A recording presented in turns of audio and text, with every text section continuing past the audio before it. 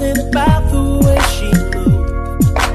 I can't figure it out. There's something about her. Hey guys. Hi, welcome back.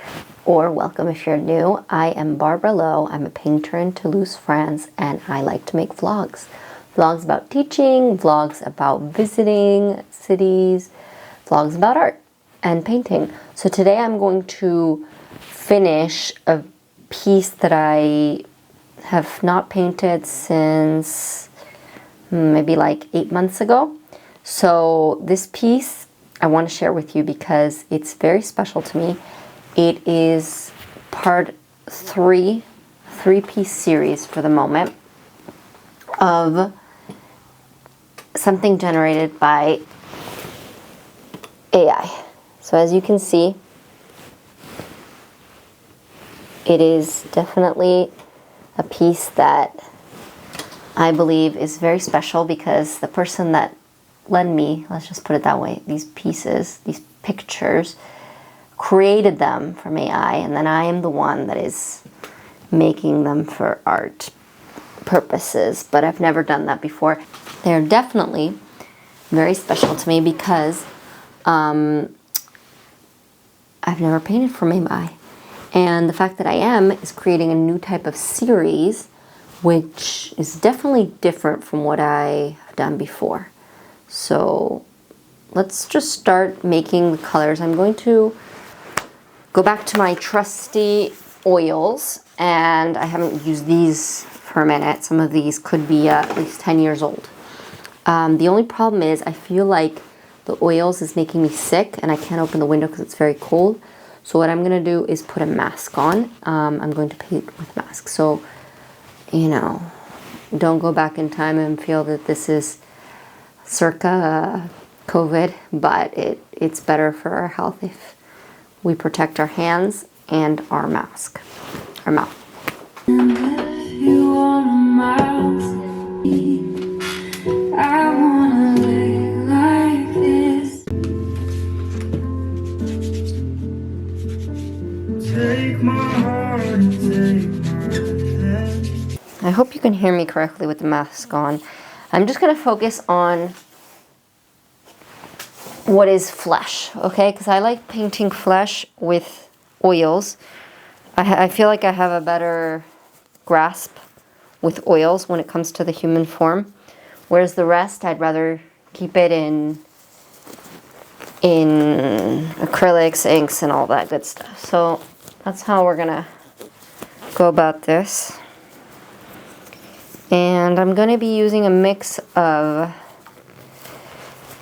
different tones. I'm gonna be using red ochre a little bit to make it pink, especially because the pictures from AI are very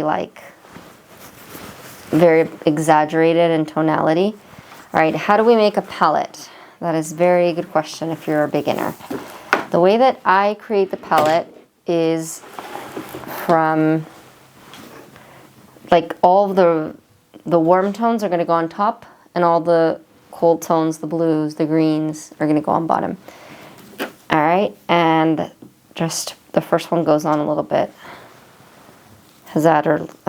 Just like the first one goes on as you wish, and around those I go, you know, from darkest to light. Okay, this is my palette. It's a new palette, so I put some linseed oil on, and then I let it absorb, but it's going to help the paint move around. And let's put some, we definitely need some white if I can find it. I'm going to put some, very surprised these are still in great condition. We're going to put some burnt umber for the darks. Yeah, this is very tough. I'm going to have to put what I do is I put something through it like this. But it might break my pencil. Huh. Yeah, it is a little dark. I lose the covers, and then I put some saran wrap on it, but this definitely didn't make it. And when this happens, all right, I got through. There we go. Hopefully that will help, but I don't know if it is. All right, now is the turn for something different. Okay, I have this. So we're going to put, oh, it's very thin. Oh my. I'm gonna need a tweezer for this guy. This is becoming worse than I expected. This is the reason why I usually don't paint with these materials, because it takes me forever to start. And as a viewer, we're gonna have to do a nice cut and give you the most interesting things here, but this is really annoying for me. It is definitely harder than we like it. So we are going to take that off and push. I don't want to break the plastic, which I think has happened to me before. Hey guys, well, welcome to this video. I'm here with Tony, my little baby, and he wanted to tell you very important news.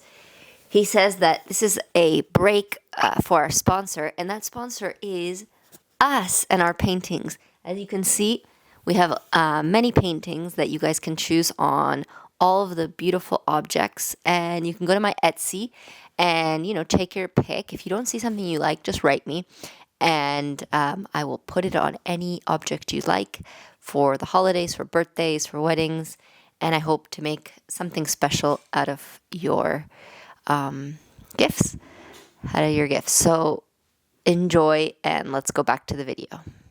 I'm a very visual person. The most precious of the gems were in larger cases at the very center of the room, and they had alarms on their cases, but they had been non-functional for years. So I don't want to compare heists, but it's, you know, you hear about the recent Louvre situation and how lax apparently the security measures were. Oh, it's coming out. I mean, it's truly mind-boggling. Looks like my dog's poop. I showed you that apparently the password to the Louvre's security camera system was Louvre. Like, the Louvre password was Louvre. The thieves used a glass cutter. They just kind of kept going. They're like, oh my god, okay, no one's coming for us. So they used a glass cutter and duct tape to break into 3 display cases, and then a squeegee to gather up about 24 jewels. You know what a squeegee is? That was going to be my next question. So funny enough, I actually know what a squeegee is because my dad has one in his shower, and it's, have you seen it? Oh, you use it to, oh, I've grown up with a squeegee before. Like at a car wash, they'd use it to like... So you don't have, not even necessarily drip, so you don't have... condensation. Yeah, you just want a clear glass, basically. Yeah, you want to be able to see. So you I don't want know. to be smudgy. Never want to be smudgy. Never. So they took a squeegee. I don't know why they had one of these, but it worked, I guess. And they gathered up the jewels, 24 jewels. Wow, with the because they squeegee. probably didn't want fingerprints. That's actually a really good point that I didn't think about, Jack. Huh. You're right. Okay, so that's what they did. And, well, actually, so this is what happened after they had initially warm yellow eagle diamond from the start of our story, and all of these were swiftly taken by the thieves. Around midnight, after gathering up their haul of diamonds, aquamarines, emeralds, several diamond bracelets, brooches, and rings, Murph and Coon went back to the window the way they'd come in and climbed down to the ground. Once again, they looked around. They're like, okay, surely the guards are going to come out somewhere and, arrest us immediately. Like, they were just waiting for us to get out. Roger, I just love that his name is Roger, first of all. And I just really feel like you're going to get a kick out of what he does. So, anyway, these guys, they enjoyed the finer things in life. They liked living large. They liked thrills. They liked throwing parties and doing dumb things. So they had just driven up to New York from Miami several weeks earlier in their white Cadillac, like I said, and they decided to just move into a penthouse suite at the Cambridge House Hotel on West 86th Street. Just moved into a penthouse. And as one does. Coon and Clark had spent a few years together in the Navy, so that's how they knew each other, and then Murph was a college dropout and skilled surfer, like we said. They all became friends and started a little game of stealing things in Miami just to feel a rush, have a little fun. Coon, Clark, and Murphy, it sounds like a law firm. It does.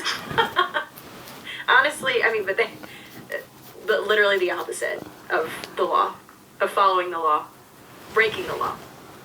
To them, it was all about the thrill of the chase, not necessarily the money, at least like when they were in Miami. They were like, it's just like the rush that you'd get from stealing something. I wouldn't know because, like I said, my conscience, but they also like to commit their crimes without weapons. Like for them, it was just not even about violence. It was just about the thrill.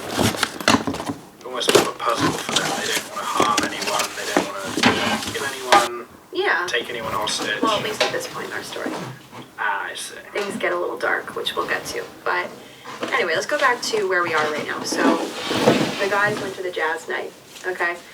The next day, after the heist and the jazz night, Murph and Coon flew to Miami with the gems packed into a ladies' overnight bag. When they were staying at the hotel back in New York, they met a woman named Janet Florkowitz. So she was 19 years old, so she was young, just a girl, practically. I was just a girl when I was 19, it felt like. And Coon was able to seduce her and convince her to go to Miami with them, which I have a lot of problems with. First of all, the age gap. Second of all, just smuggling her to Miami with them. But she went willingly, as far as we know, and she had no idea that the gems were inside of her overnight bag. So they were off to Miami together. They were like, let's just like slip these gems in her bag, because like... So they kind of used her in the event where if they, got caught, they were on her possession. Yeah, either that or they were just traveling very light. Like, sometimes I have more room in my bag than you, because like I bring a bigger bag on our trips. When have you ever had more space in your bag than mine? That's a whole nother episode. Okay, I guess that's true. But like, I typically travel with a bigger bag than you. Sure. Like, because I have more stuff that I'm bringing. Like, you don't have as much. Or maybe I just kind of overpack. I don't have hidden gems in my bag.